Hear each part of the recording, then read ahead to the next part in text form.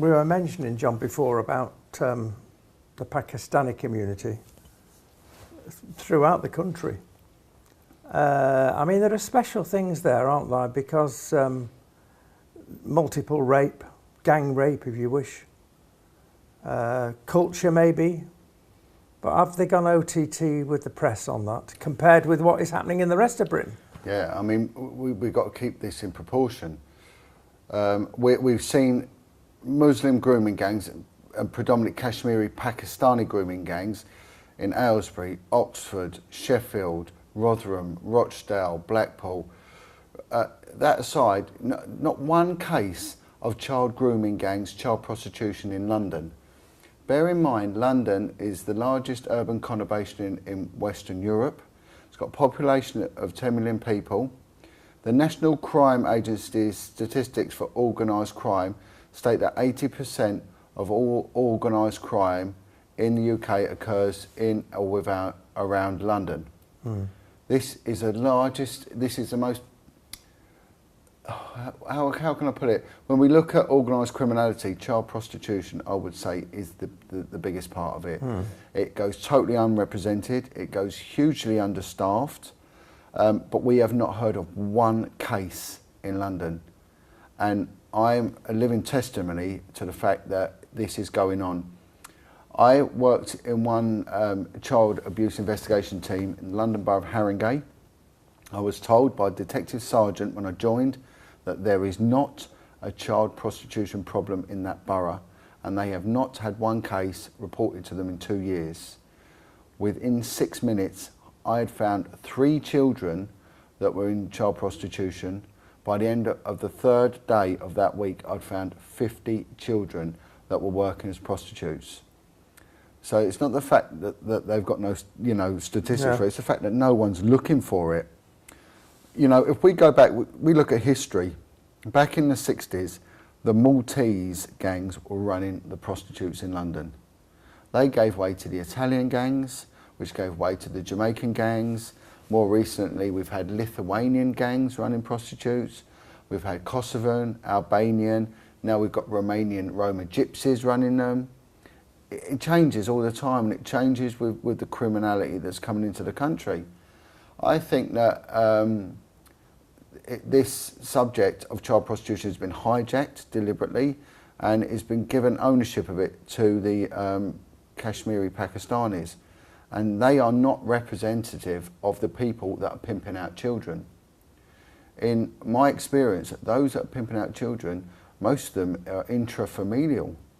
And there is a lot of mothers that pimp out their daughters. There are a lot of people within the care system that are pimping out kids. So if we're gonna look at it, we've got to look at it with balanced glasses on, you know.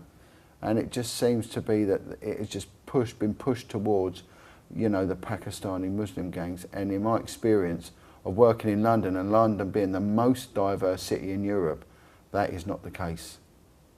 English is now the second language in London. In London, well, it would be, yeah. Yeah.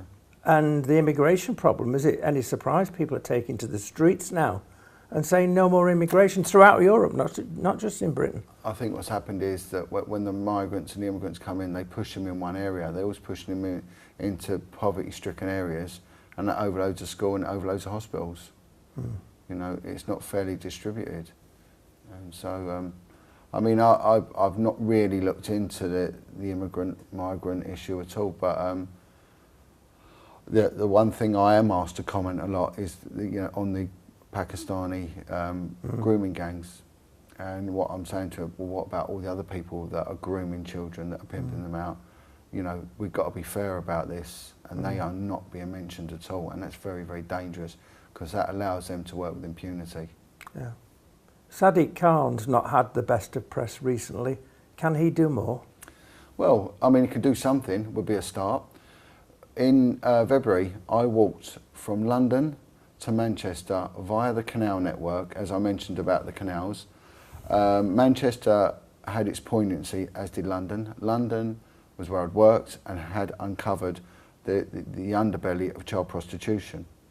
Manchester, because there was another brave whistleblowing detective called Maggie Oliver, from the Greater Manchester Police who Yeah. had exposed very similar criminality in Manchester and had been subject to identical bullying. Now more and more whistleblowing officers are coming forward, all of which have exposed identical criminality and been bullied in the same way, and I class it as the algorithm of bullying. So the fact that every single one of us, and there's now 30 of us, have been bullied in the same way for exposing the same crime shows that this is a tried and tested and organised way of dealing with us. So there are now 30 whistleblowers Yep. that can stand up to the establishment Yep. and say this is how it is. Why isn't it on the front page of every newspaper? Well, it comes back to what I was going to say about Sadiq Khan. I wrote to him. Now, there'll be a lot of people that haven't got time for the police. I get that. But listen to what I'm saying with this. Protection for police whistleblowers. We are standing up for the victims and survivors of abuse. We want this to stop. We know this has been deliberately covered up for very nefarious reasons. If we are silenced, the victims and survivors will never ever stand a chance of getting justice. So we are directly and indirectly affording the victims and survivors of abuse the justice they rightly deserve. But as police officers, we are not subject to employment law. So these chief constables, and it is the chief constables and the commissioners, there's two forces in this country of commissioners, they are deliberately covering this up. Now, I wrote on numerous occasions to Sadiq Khan saying, please assist me in my send-off from Parliament Square. I'm not anti anyone, I'm just anti-paedophile. Come with me, give me the support of London, be representative of the voice of London and see me off. At the other end, I contacted Andy Burnham, the Mayor of Greater Manchester. He at least replied, and his reply was somewhat wimpish because it was post-event and said that had he had known, which he did know because he was told by 4 different people and by me on 3 occasions, the exact time and date he would have turned up, but he blamed his secretary for not telling him. But we had the Policing and Crime Minister, Mike Penning. Not only did he turn up, he came along and walked with us, had acknowledgement from the Mayor of Hemel Hempstead, had acknowledgement from the Mayor of Birmingham, because I was going through these areas. And also there was a councillor from Milton Keynes, also acknowledged and wished me well. Mike Penning actually came along on the walk for the first day. God bless him for doing that. And actually raised awareness by going on BBC Radio, saying that this is what he'd be doing, that he is behind me all the way. And Mike Penning, who was a former Cabinet Minister for Policing and Crime, said that the Home Office have deliberately covered up the whistleblowing and the allegations made by John Wedger, and they have lost his paperwork, because they seized my paperwork at the Home Office on the premise that they were going to independently investigate the matter. They then denied knowing me. They then denied ever receiving any paperwork, but when that was brought to their attention, they then said they did remember me, but they had lost my paperwork. You got copies of anything? Oh yeah, I've got copies of it. And Mike Penning boldly went on the BBC radio and he said there was a deliberate attempt to cover up what John Wedger's saying and to silence him. So that was recognised by a Cabinet Minister and a member of the Privy Council. So that was a very, very brave thing for him to say.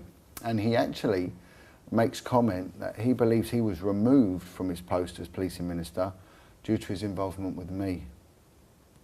So the system, Theresa May knows about what I'm doing and the other whistleblowers are doing. She knows that we're also campaigning with victims and survivors of abuse, yet she's never given us any recognition. And people like Sadiq Khan, you know, shame on them. These people have to be held accountable. And what I would say too, and I'll address the public here, that you're being let down. The most vulnerable members of society, the ones that need protecting, the children, are being thrown to the wolves. Now, people like Sadiq Khan, people like the chief constables, if you want to do anything, write to them and demand that they afford They're whistleblowers who blow the whistle on child abuse cover-ups, total and utter protection. And if they don't, then you need to know why. Because at the end of the day, the public, you the public, are the arbiters on this, not them, you.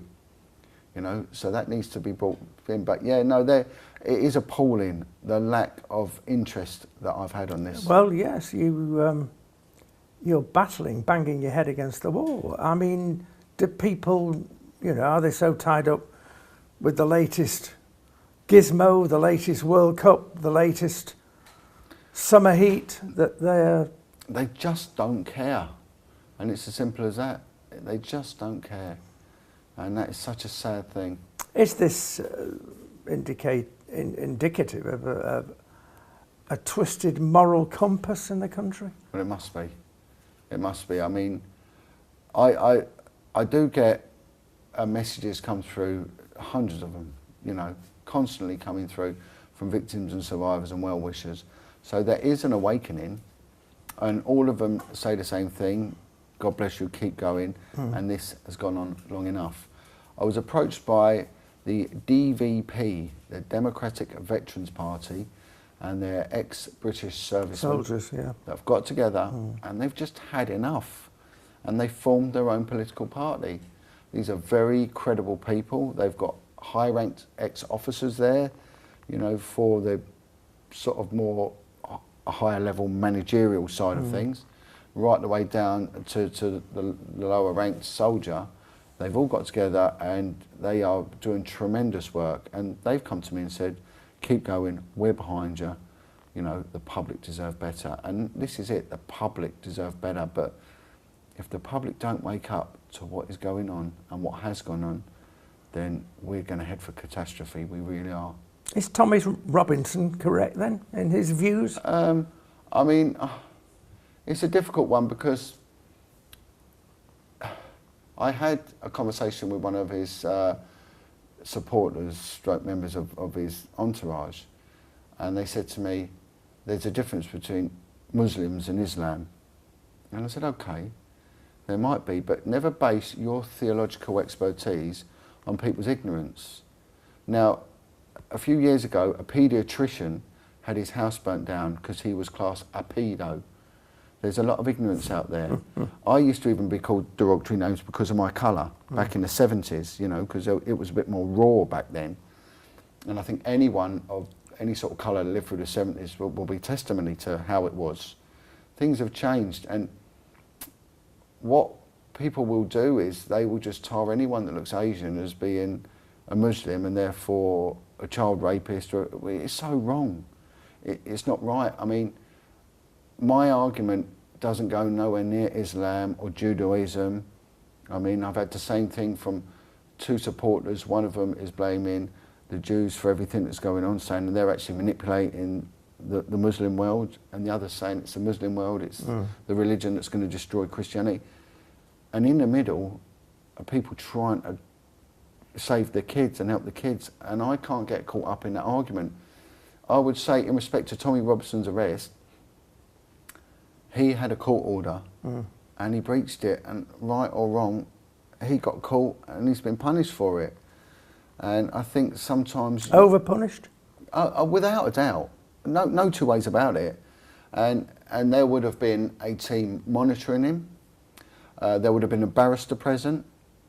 And I'm saying this from someone who's worked on these police units. They would have been, and as soon as he breached it, the word from the control room would have gone in to them officers, nick him and nick him now.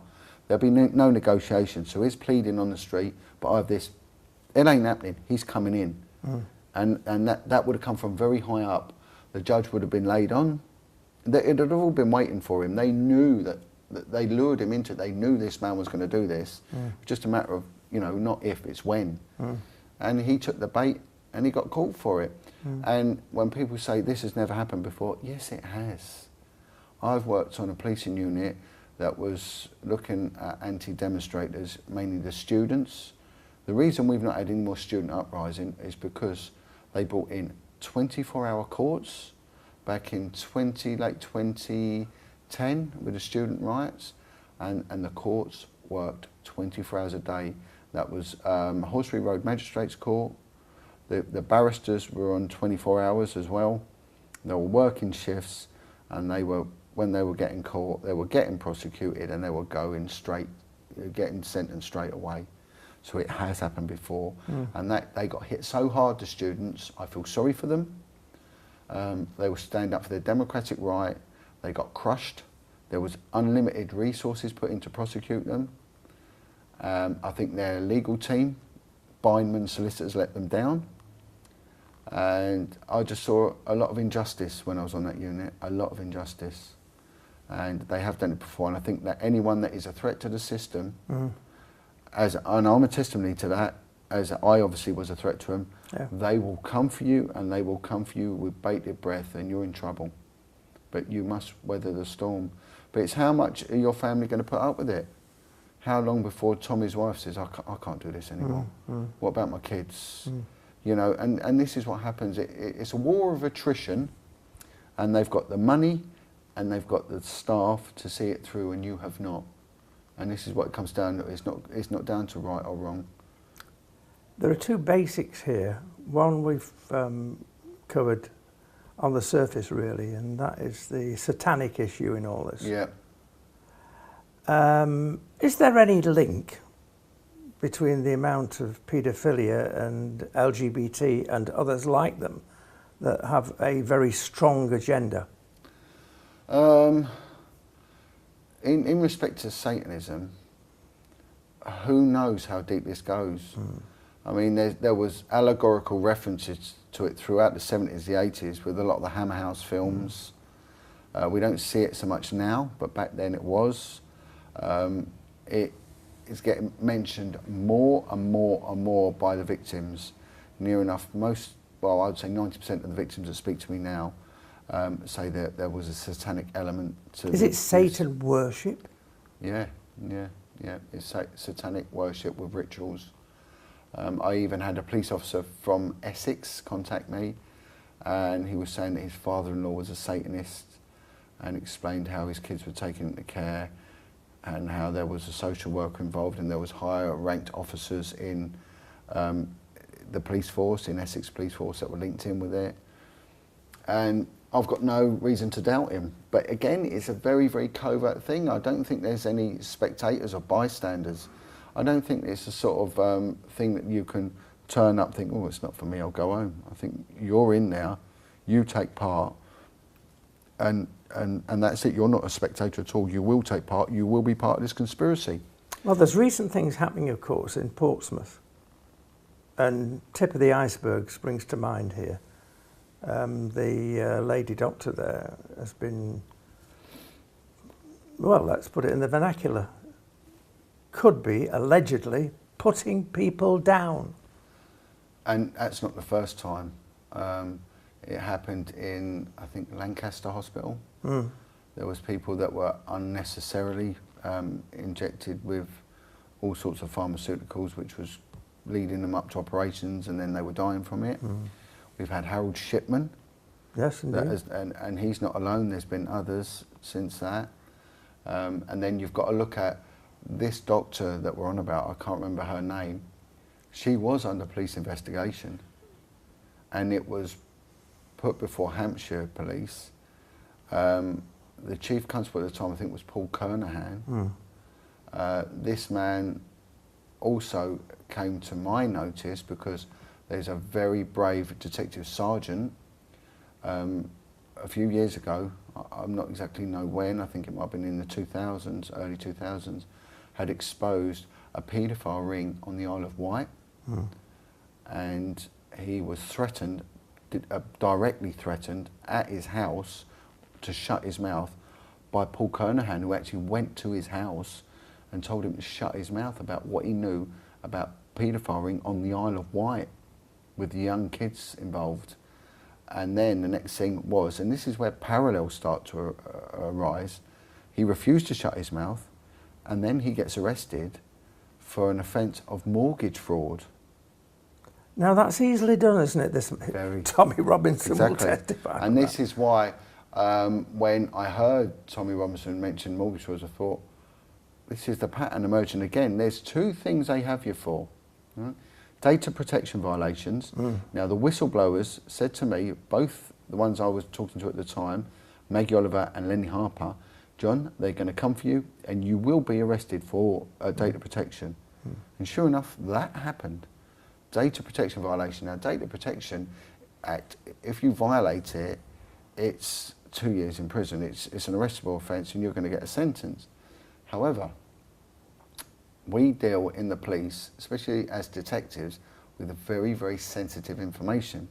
How you disseminate that and how you grade that is a matter of professional opinion. Now, what I do with that information and where I put it and who I tell is down to me. But someone else might look at it with a more, I don't know, stern opinion and then say, well, John Wedger has violated the Data Protection Act. Gotcha. And what we've got to look at is I was a victim, an informant and a witness to very, very serious criminality, organised criminality. Why then did they not go and arrest those I mentioned? They approached them politely and asked them, John Wedger said you did this, is that true? Not under caution.